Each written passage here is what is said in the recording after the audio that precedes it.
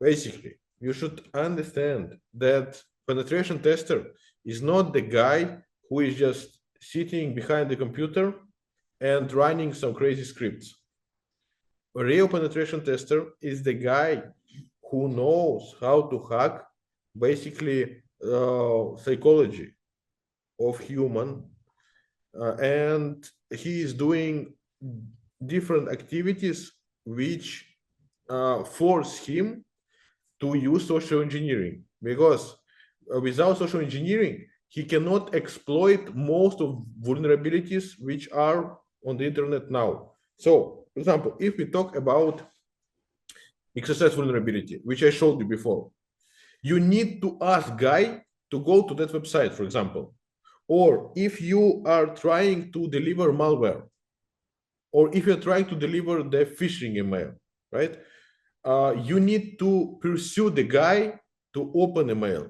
You need to pursue the guy to open SMS. You need this guy to, to follow your link, to install your software. So it's not only about, the designing of the email. It's not that content of that email. It's all together. If you will fail on some point, the guy will not buy it. If your domain name doesn't make sense, he will not buy it. If you don't have HTTPS certificate, guy will not buy it. If your stuff is blocked by Google, not going to go there. If it's blocked by the antivirus, again failed. So he need to understand all the steps of protection which you have on your computer, and he need to simulate them. He need to have the same Windows with the same update, with the same Windows Defender, with the same browser, and he can know which browser you're using by the previous recon which he did. And having all that information, he can attack you, because it doesn't make sense to attack you with the Windows malware if you're using MacOS. So just imagine that, some guys are trying to hack you and they're getting paid to hack you, and they prepared all the stuff and they try to attack you, but you are using MacOS. This is like dumb, right? It means they didn't do their homework. They just attacked you, but they didn't basically prepare. So the main stage for social engineering is collection of information. You go to LinkedIn, you find all the employees of that company, and you choose and you check their stack. For example, developers, what they're developing, what are their skills, which operating system they're using. After, you go to jobs, what guys they're looking. Maybe they're looking for Windows developer or Linux developer. Maybe they talk about PHP. So you can just go on the job posting website and collect all the information from there.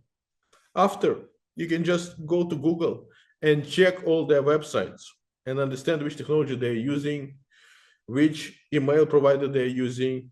And during the discussion in LinkedIn, that guy, he will be, communicating with a very nice lady, and that lady is trying to provide him a very cool job, and that job is all what he need to do just to check that website of the job.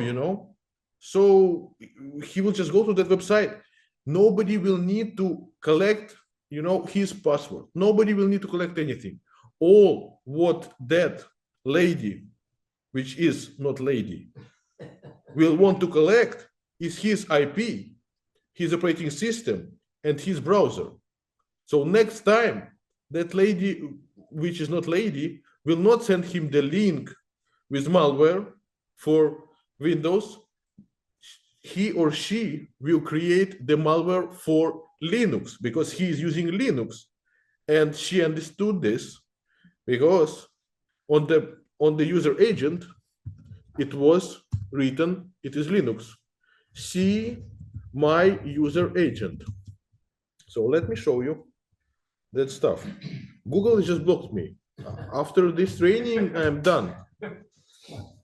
So what is my user agent? This is basically my browser is saying to the server information about me. So basically, it is saying that I'm using Windows 64 desktop, and it is Windows 11. And what else? Browser. It is showing my screen size. So now this server knows about me a lot of information. So I will show you something interesting.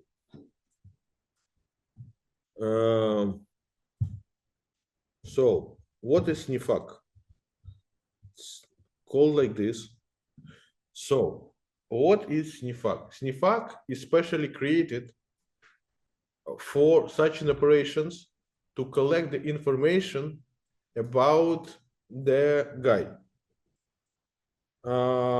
This one, I created this during my work in cyber police to create fake links which are showing images, but when you watch this image, in the background, it is collecting that information.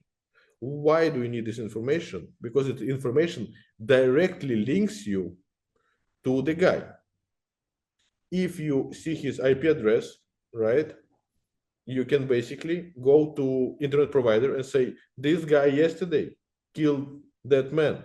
This is his IP. Who is this person? And they're saying, this is the guy. He paid like for the internet yesterday. So this is how the things are working. But let's think from the other side. Criminals can also send you this link. They can also collect your information, and they will know your location, your operating system, and all this stuff. Now, you got the point. When somebody is starting social engineering activity against you, they will collect information about you if they are smart. If they are not, they will just send you some like random malware, and it will never work. So there is like spear attack, like targeted attack, and there are wide attacks, like widespread. Widespread attacks are not meant to, are not meant to be converted on like something like blackmail. It is meant to be converted on ransomware. It is meant to be converted on mass data stealage. It is meant to be converted on the botnet creation. So you will be infected, but nobody will be interested, especially like in specific person. But if somebody is trying to hack Tesla, for example, they will be profiling all the guys who work there. They will be profiling, their IPs, their operating system, and they will know that, okay, 90% of employees are using Windows, 20% are using Mac.